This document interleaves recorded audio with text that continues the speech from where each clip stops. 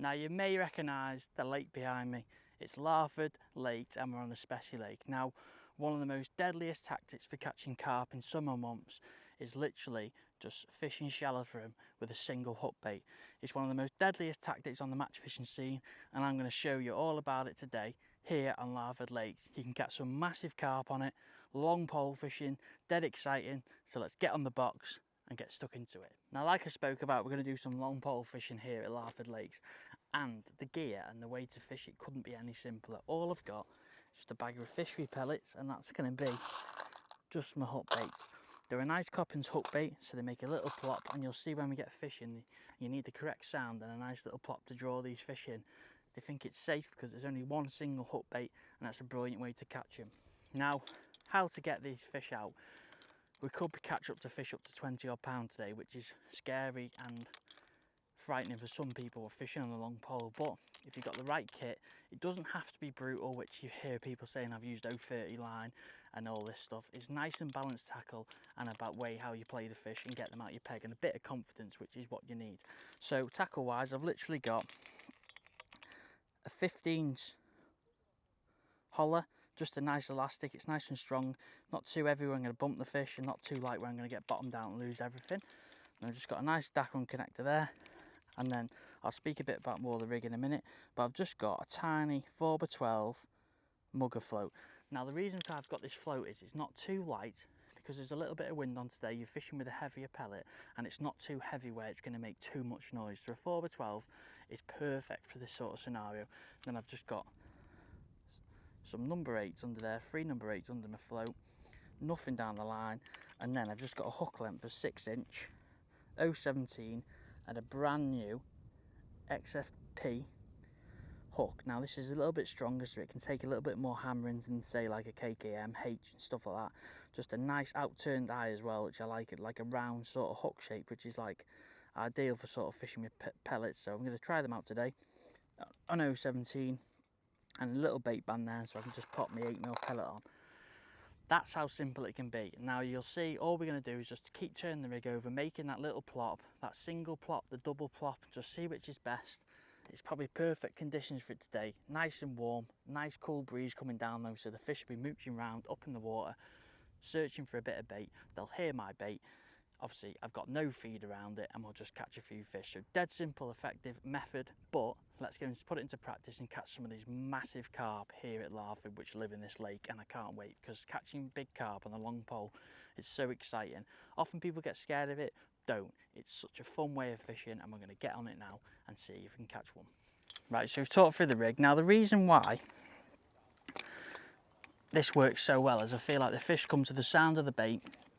Obviously there's nothing else there for them to feed on, so they just grab it. It's a nice heavy hook bait as well, so you get really positive bites. A lot of the bites just pull your pole down, or you have to strike, but you have to be quite careful because there is an odd roach and stuff which will take the 8mm pellet. So if you start striking and stuff, like, I think the best thing is just to hook himself, but if you've got a lot of roach in your peg, sometimes it's best just to leave it. Now depth wise it couldn't be any simpler. You could fish about 12 inches deep, but I just feel like the fish like that falling, natural fall of the bait. So fishing a little bit deeper is going to enable you to have that natural fall of the bait. So that's why I've set it about 2 foot deep, and then above it, I've got just over the whole rig. So for example, the whole rig's 60 inches long, and then I've just literally either have it 24 inches or 30 inches, so 2.5 foot or 2 foot. This just allows me, if the fish are quite high in the water and are being really responsive and they're coming into the peg, I can fish like 2 foot deep, which I think it will be today because obviously it's pleasure fishing, there's no one else down this bottom end of the lake. I've got a lot of room. Also the wind's coming down here, it's like perfect conditions for this. But if you were fishing a little bit harder area where you wanted to search the area a little bit more, then fishing a little bit deeper could be the better scenario. Say it might not be as warm, or you've got a few less fish in your peg, but hopefully we've got loads of fish there and we can start turning the rig over and catching really quickly. Now you might think, oh, I've been pre-feeding this. You don't need to feed anything. It's one of the key tactics on these carp venues where you feel like I'm never ever going to get a bite doing that. Such a vast water, place like Larford here, Medlands, places like Boddenson's even as well. I know they've been catching them in the past, slapping an 8mm pellet on the long pole.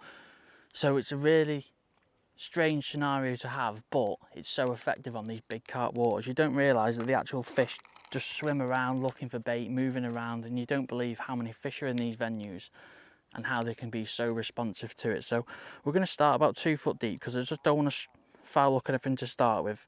Ideally with these carp venues, you want to start, grieve just popped me peg, start as shallow as you think you're going to catch, and then you can obviously move around if you need to. The last thing you want to do is go in, say first chuck, because sometimes it's not solid all day, you can't catch loads of fish. It's a great way of starting on these venues, but when it's especially hot and humid like this, it's a great way of catching. But if you start too deep and you start your session, you're going to might foul hook a fish, and that might be your only fish you get on it.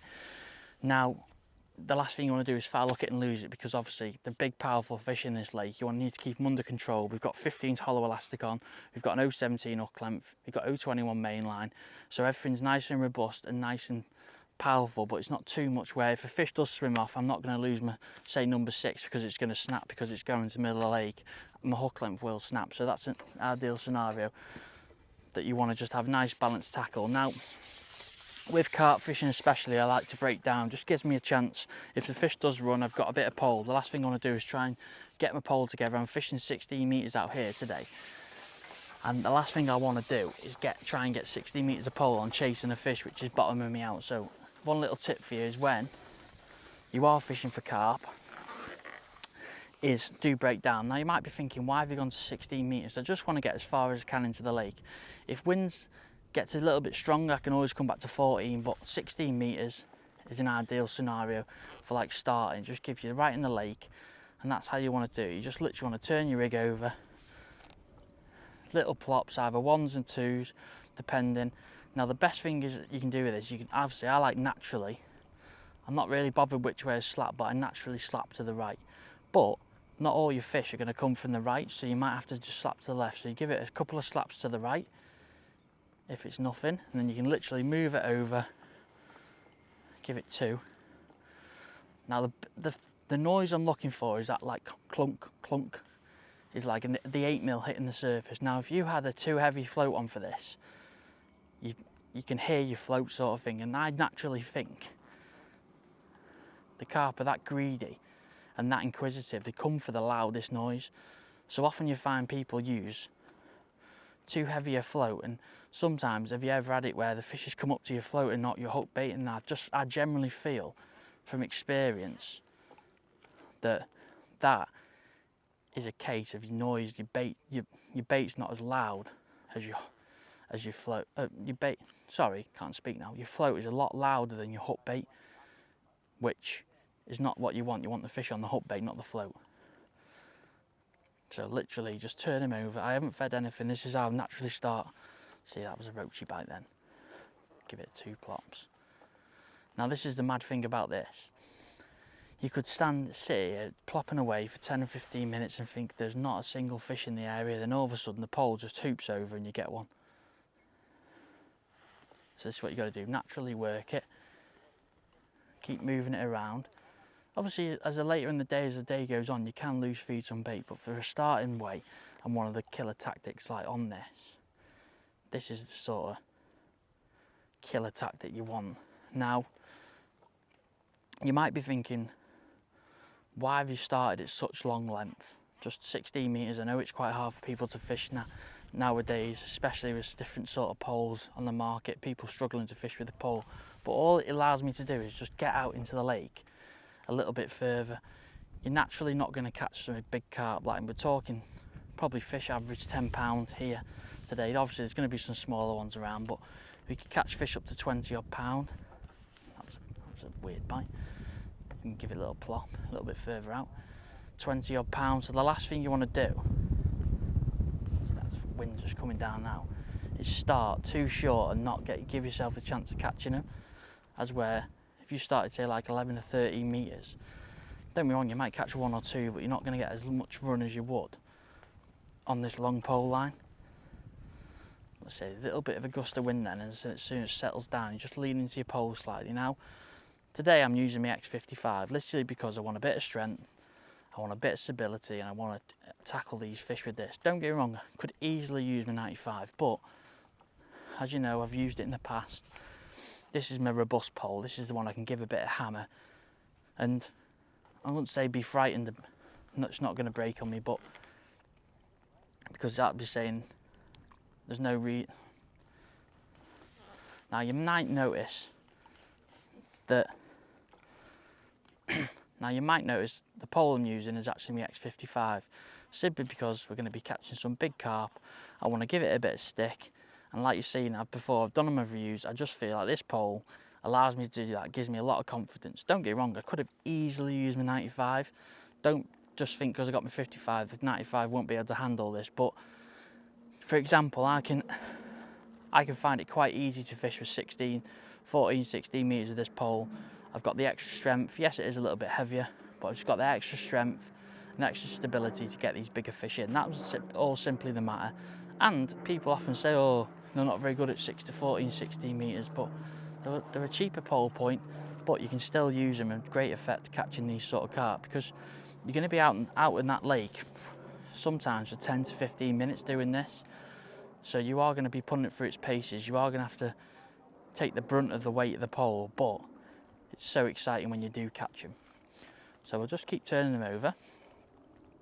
Like you say, it's not exactly an instant sort of bait where you're going to go in and you prime it, but don't get me wrong, like I said a minute ago, you could always loose feed this for later on in the day with some bait, but for a starting point, just as a big carp, to trick them wary carp, they can often hear that bait, come into that plop. There you go. There's one there. So ideally, a little tip when fishing for carp is try and keep your pole. Don't lift it high in the sky, but just keep it probably like 4 or 5 foot off the water. Last thing you want to do is keep it left and right and start bending into it, because that's when I feel like breakages happen, because obviously you've got different parts of it. You want to keep it nice and low. Now I'm going to get it on my roller now. Fish is starting to run. This is the awkward part now. I've got a bit of pole behind me. Keep everything nice and low. Don't do anything drastic where you're going to put a lot of pressure on your pole, cause it. Now I'm going to take it apart there. This is the reason why I like to take it apart. Now I've got a lot more control over this fish now, because I've obviously got my pole apart. Now the thing you want to do, as soon as you got it apart, get straight back to your top kit, because that's the strongest part of your pole.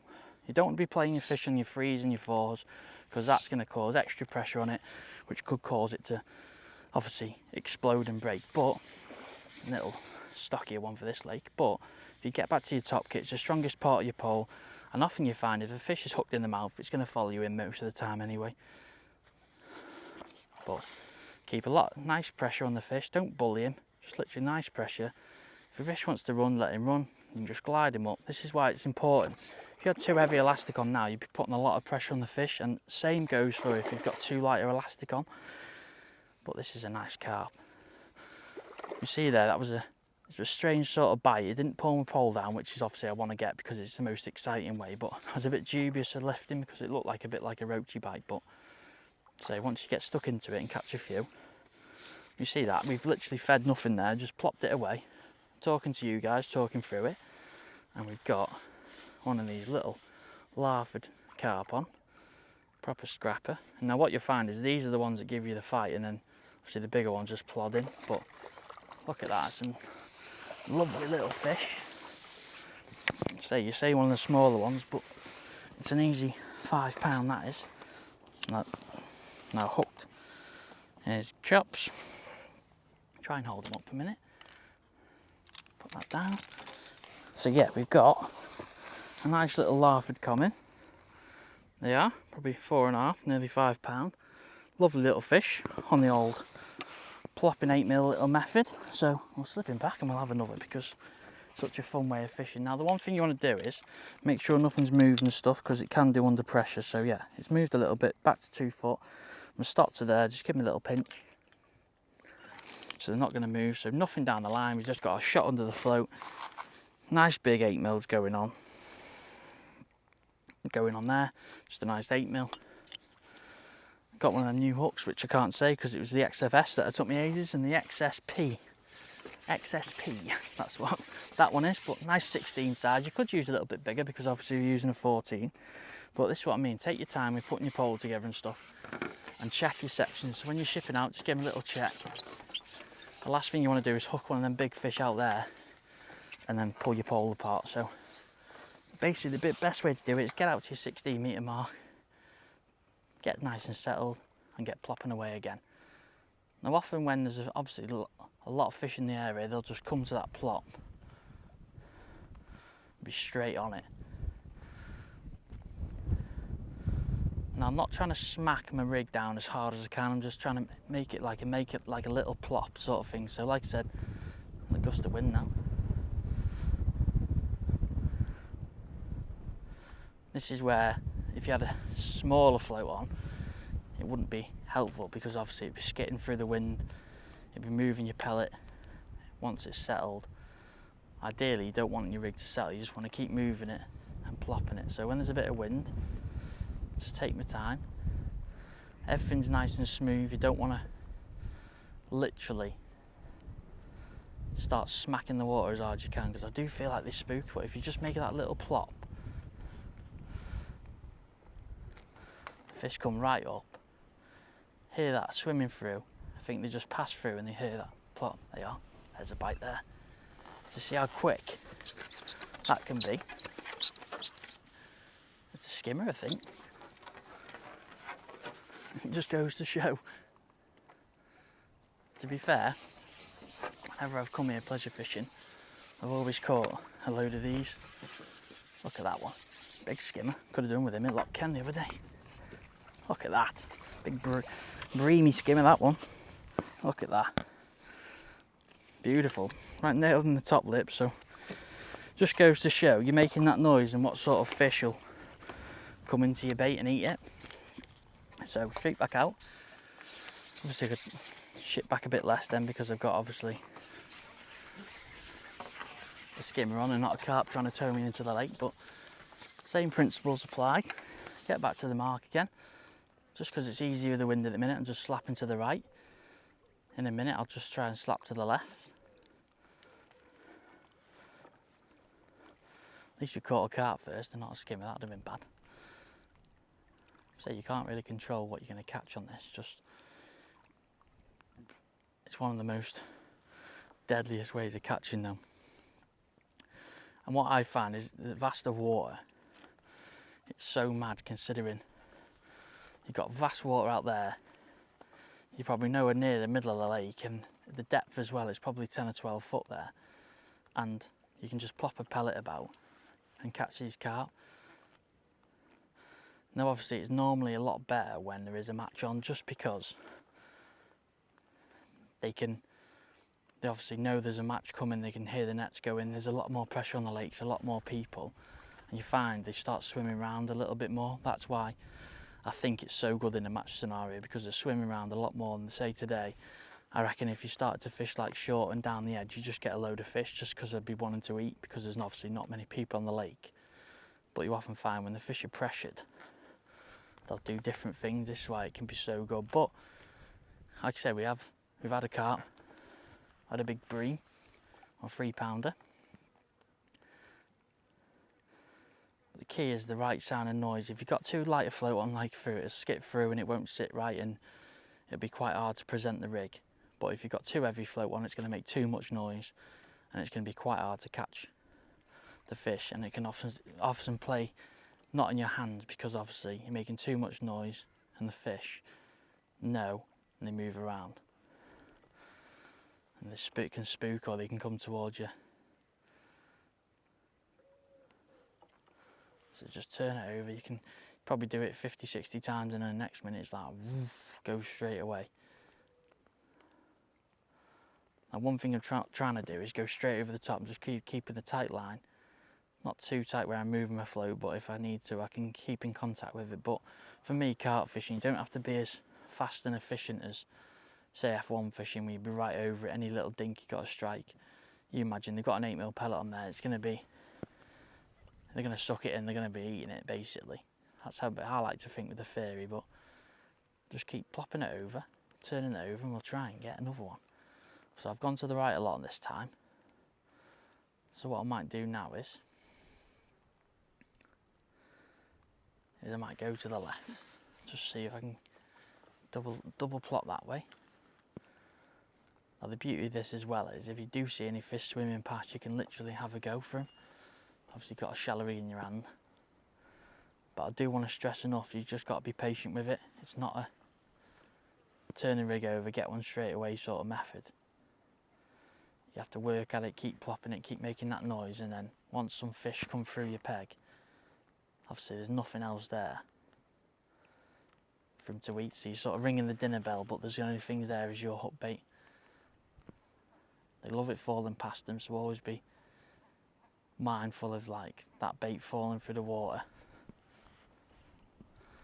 Like I said, there's nothing more exciting once you slap it over. You think you're not going to get a bite because you just think you're not having signs or any indications or anything like that. But you've got to remember the big powerful fish, they're not going to come in and give you bait a nudge then come back round. They're just going to eat it when they come in.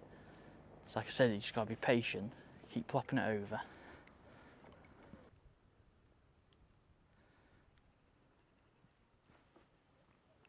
There we go. That's a carp. Now that's to say, just keep everything nice and still. Keep it just going to shit back, try and get under control of the fish. Now one thing I will give you a little tip is I learned off Powers, to be honest, is get a little bit of elastic dangling out your end of your pole, so maybe like 10 inch or a foot, just so if you know the fish runs now, I know it's going to happen, so I can, instead of just getting that pull round with when you get bottomed out, you'll see your elastic coming out, so it gives you a little pre-warning of doing it. Now with carp fishing as well, keep everything nice and low to start with, and then you just can literally glide them up, and you'd be surprised how quick you can actually get these big fish in. But now everything nice and chilled out. Sort of woke up now, it's actually quite clear, the water of this lake today. So everyone, as soon as he sees the landing net, he's going to go mad. But that's why I love that 15 hollow. I just feel I got a little bit more control. That's a bit bigger one. A little bit more control over the fish than say if I had like a 17-inch jaw or slip sort of thing. It's just personal preference. That's to say the fish runs there. Like I said, now if that was going to bottom me out now, I get a little pre-warning. So like that there, just pulled a little bit of elastic out, so I just got a pre-warning, so I could, if I need to, I could have literally put some sections on them. But I just like to keep everything nice and low. Don't do any jerky movements, just keep everything low. Keep the top kit in one place. It's not a rush, that's the thing. Probably took us 5 or 6 minutes to plop around, or maybe a little bit longer. And the last thing you want to do is rush these big fish. They're not F1s, you're not, just literally take your time and glide him up, and then once he comes up, look at that. That's the sort of fish we're talking about. Nice 8 to 10 pound long common, that one. Nice big head on him. Ooh. Got a nice big landing net, so you've got plenty of room in there. 8 mil right in his chops. Get a disclosure just to help me get it out. There we go. I'll try and hold him up, but he was a bit lively then. So, lovely Larford common. Nice big long thing, so I'm going to slip him back and try and get you one more on the little plopping method. But I hope you can get out on the bank in this lovely weather we're having and catch a few more carp like that, because it is one of the most fun, satisfying ways of catching these fish. So we'll slip on an 8 mil. Let's get back out there. But you can see, nice balanced tackle. Some people often think because they've got a massive amount of water to... Oh, tell you what, one thing I didn't do. Check my rig and not moved and stuff, because like I say, the last thing you want to do is start foul looking fish that size. Yep, 2 foot deep, shot under the hook length. Pull my little safety net, so yeah, just literally nicked off power, just a little bit. I just feel if it starts to go, you know what's going to happen. And it's not really, it doesn't interfere with you when you're slapping it over and stuff. It doesn't get in the way, it's just a nice little safety net of doing it. We keep everything, keep checking all your sections so everything's nice and secure. Everything would be the case as soon as you go out now, the wind picks back up again. But let's say you go back out there now, obviously you can catch some huge fish on this. I know we've not had any yet, but you can catch some huge fish on this method. I think I've seen Adam Rumble have one like £27 on it, just plopping an 8mm around and stuff, which is crazy fishing. But I do feel like you need a lot of people in the lake because the fish start swimming around a lot more then, which makes more sense. I swear today, I reckon, obviously it goes for any scenario, the less on the lake, the more the fish want to feed. Obviously there's more fish to feed, and they're not as scared and reluctant to come under the pole and they want to have a go. But just for a starting method on these big Carp lakes, you can see how simple the approach is of trying to catch him. But just catch one more, not fed a soul, just slapping away. Also, the best thing to do is have some sunglasses on as well. It helps you obviously cut out that light, so it makes it easy so you're not squinting.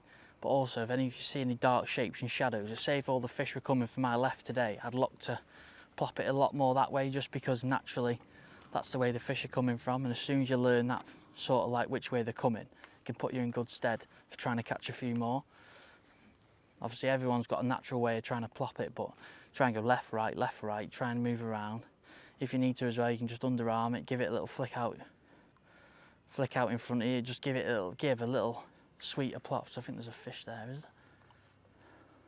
No, I thought it was then.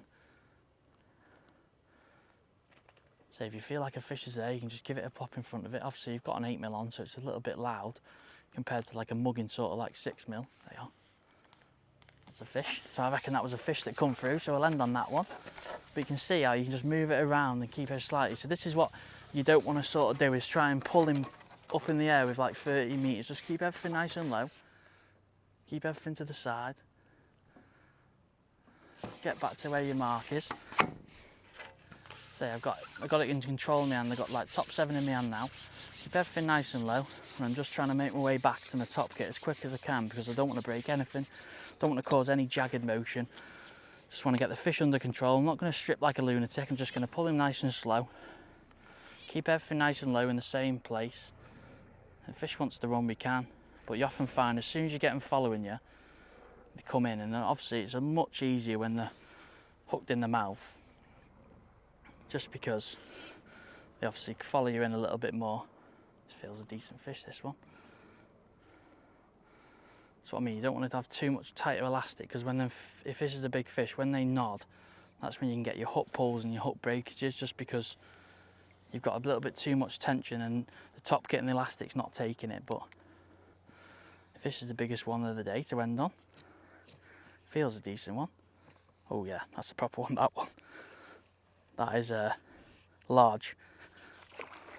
So yeah, that's large, and that's exactly the size of fish you can catch with this sort of method. Now I'm going to sort him out, get him on the hooking mat, so I don't want to drag him up here too much, and we'll get checked out and end the video with a nice little picture and catch shot of him. So there we go, a mega Larford carp. Got to be pushing 16, 17 pound, that one. Big large thing on the plopping 8mm. So this is the sort of size of fish you can catch on this tactic. So I'm going to slip him back and then have a carry on catching a few more. So don't forget to like and subscribe, and I'll see you on the next one.